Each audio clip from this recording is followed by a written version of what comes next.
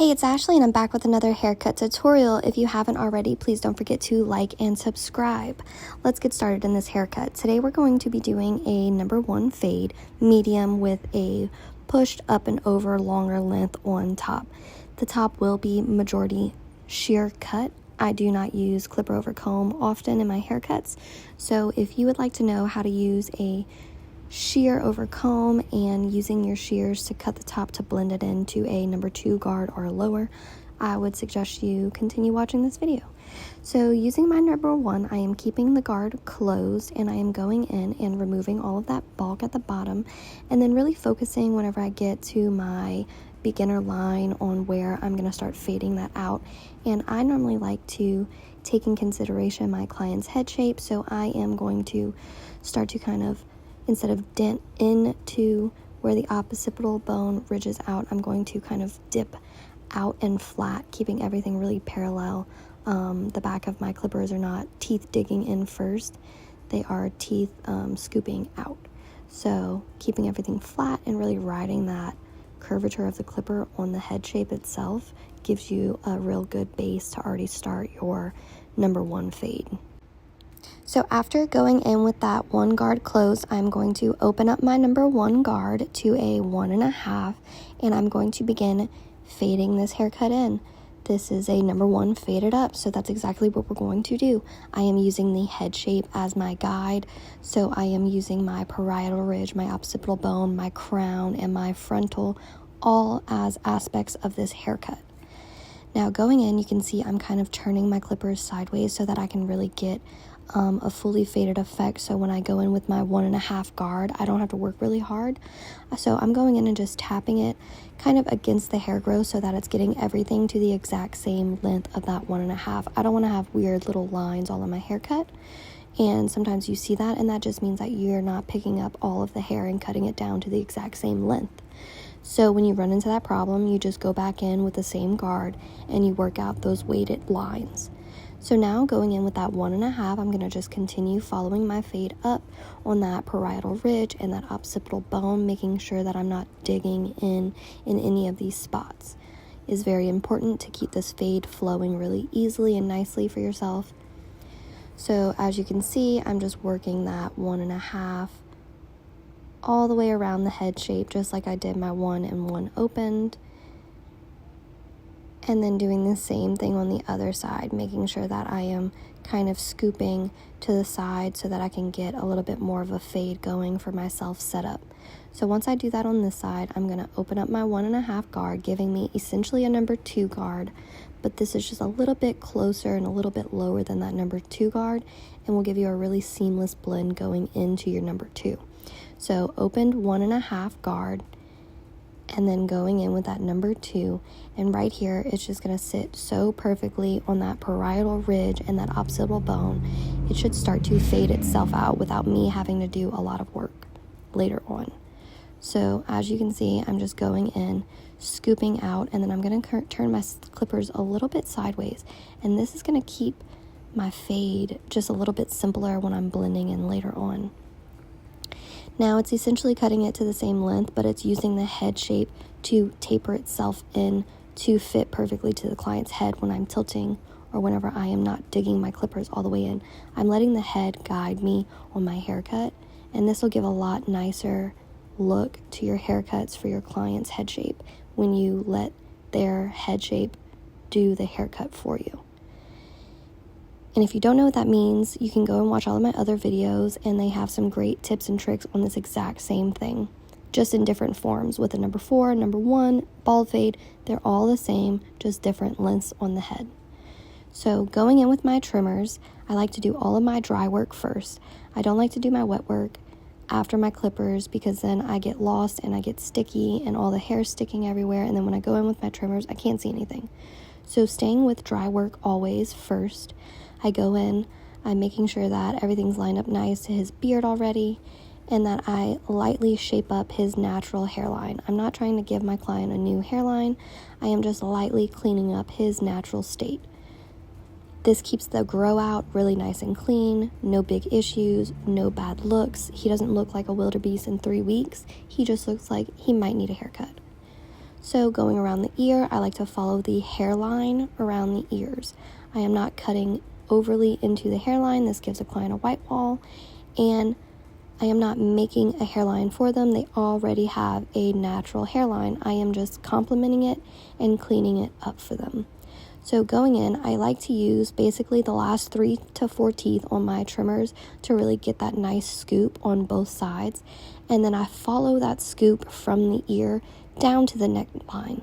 Now this gives me the most natural neckline possible, which gives you the best grow out on a haircut possible. And of course, I'm going to come in later and taper out my neckline. I always like to line up my clients before I really decide if I'm going to taper them or not. I always prefer a taper. The grow out's going to be 100% cleaner and better for the client. And normally everyone gets compliments on a taper at the back of the neck, whether it's a number 2 fade, a number 4 fade, or even a number 7 fade. I always like to taper. So going in with my clippers closed, I am tapping into that line I created previously, slightly opening my clippers right there, tapping into that same line, opening my clippers once I hit this side. I don't really like to go back and forth. I like to work on one side, open, work on my way to the other side. This leaves me a really consecutive haircut, and I'm not bouncing around everywhere. I know exactly where I'm going and what I'm doing. So now working that clipper opened all the way up right below that curvature of the occipital bone, and this should normally start to taper itself out, especially into that 1. For safe measure and for when it grows out a little bit more, I'm going to use that half guard. This just ensures that everything is tapered perfectly. And then if I see anything, I'll kind of edit my taper a little bit. And I'm just kind of working, opening my clippers a little bit at a time as I work my way up into that half guard. I know where I put that half guard, right below the occipital bone, so I'm just going to go right back in there. And then I'm going to put that half guard on here, close my clippers, and then go ahead and tap that line out. And you can see this faint line just disappear and then opened. And I'm really going to dig in and then scoop out of that half into that 1. I know exactly where it's at. It's a 1, so I'm going to scoop out as hard as I can with that half. And I say as hard as I can. I'm not scooping in with everything I have, because if you scoop in too hard, you really can't work that line out perfectly. So I'm lightly digging, scooping out as I come back up. Now that we have our taper done, our lineup done, our trimmers and our clipper work done, I'm going to clean up the back of the neck and go ahead and get started on my shear cutting. Now, if you need help blending your clippers into your top with your shears, please finish this video. I will walk you step by step into this shear over comb and cutting the top with shears. So to begin, I'm going to look at my haircut. I'm brushing everything into its natural position, and then I'm going to start with my comb parallel to the sides of the head. I'm not going to cut the top first, because I kind of already know what the top's going to be. It's going to be around the same length as it is now. I'm taking a light trim off of the top later on.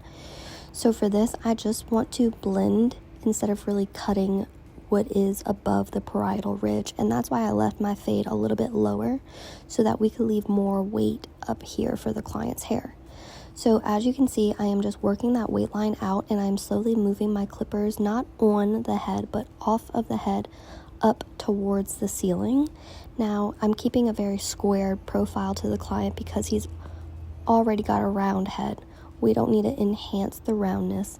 We need to enhance a more symmetrical square look. So I'm keeping it squared up. I'm working it up towards the ceiling. I'm not denting my comb into my hair. I'm going where I see my number 2 fall out of my comb, and then I'm cutting everything to that length as I work it up. So this is going to fade everything up longer and longer as we cut. And then to cross-check this, I like to go in parallel and cut everything to make sure I don't have any corners left over. Now, you can see I blended almost all of that out. Right here, where I did a lot of work with that number 2, instead of bringing that 1 all the way up, I barely have to blend it now because I let my clippers and the head shape do the work for me. This area doesn't need a big gap or a big change. We just need to tidy it up, tighten it up, and clean it up. So I worked with that number 2 guard to really give me a seamless blend into the crown of the head already. So now going in here, I just need to clean up that cowlick and continue to work out this lightweight line that is left over in the client's hair. As you can see, I'm still working this comb and shears up towards the ceiling parallel to the head. Now I'm going to do the same thing on the other side. And you can see I'm going in right where I started, where that number 2 ends. I'm finding where my number 2 falls out of my comb. I am fading with shear over comb, using my comb to fade it parallel to the head and up towards the ceiling, keeping everything nice and squared up. As you can see, there is weight left above the parietal ridge, because if I would have took this fade up higher, we would have less hair to blend up there. We wouldn't have as such a consecutive, more oblong instead of round, instead of square look. We have a really nice natural head shape, as you can see on his left side in this video. So I'm doing the same thing to the right side. I am just blending everything together, and then I can make sure everything matches by double checking the back of the hair with my shear over comb, and that'll let me know that I blended the sides incorrectly. So to cut the top, I'm just taking a little bit off of this client's hair. I'm not taking a lot. He is growing it out. So just to clean up and get everything nice and consecutive, we're going to start with our mohawk section. I'm not pulling the bangs down. He doesn't wear his hair down. I will double check them later. And so I'm going to start with that middle mohawk section, and now I'm pulling everything up, and we are checking and cutting to that mohawk section. So from that mohawk section all the way to the side, I'm cutting that corner off. It does not belong. So when you look at the head shape, instead of me indenting a little bit to the side, I'm keeping things more square. This is going to leave me more length so the client can push his hair back over this way, and then it's going to leave me more length to play with and kind of like swoop over. We don't want to indent, because then we would almost have like a mohawk haircut. We want to kind of keep the top more, everything the same length in the forehead area back towards the crown. And then we blend that in, and I'm going to trim my client's eyebrows. There was a few stragglers, nothing crazy, but it's life, it happens. So always make sure to ask your clients before trimming their eyebrows. I always offer it, normally as I'm picking up my trimmers or before we go wash the hair. I say, hey, would you like me to trim your eyebrows today while you're here? And if they say no, I say, okay, that's great, let's go wash it. If they say yes, I'm like, I just see a few stragglers I wouldn't mind getting for you while you're here. You don't have to worry about it after. And they go, that's perfect, that's great. So we're going to go wash the client's hair, and then we're going to come back and double check. So everything looks really nice. I don't see any major issues in this haircut that I would notice after washing. He didn't come in really with bedhead or hat hair, so there wasn't any surprises hidden in this haircut in the first place. I do prefer to wash all of my clients to get all the loose hair off and to see the natural shape of the client's hair. After that, I go in with a styling product. I did blow dry his hair about 80%. I didn't want to make him a little too fluffy since he does have thicker hair. And so this is our finished look, a low number 1 fade with a shear blended in and shear cut on top. Let me know in the comments what you guys think. Please don't forget to like, comment, share this video to all of your stylist and barber friends. I think it's a great tutorial for new, beginner, and advanced stylists. I appreciate you so much. With much love, thank you, and have a great day.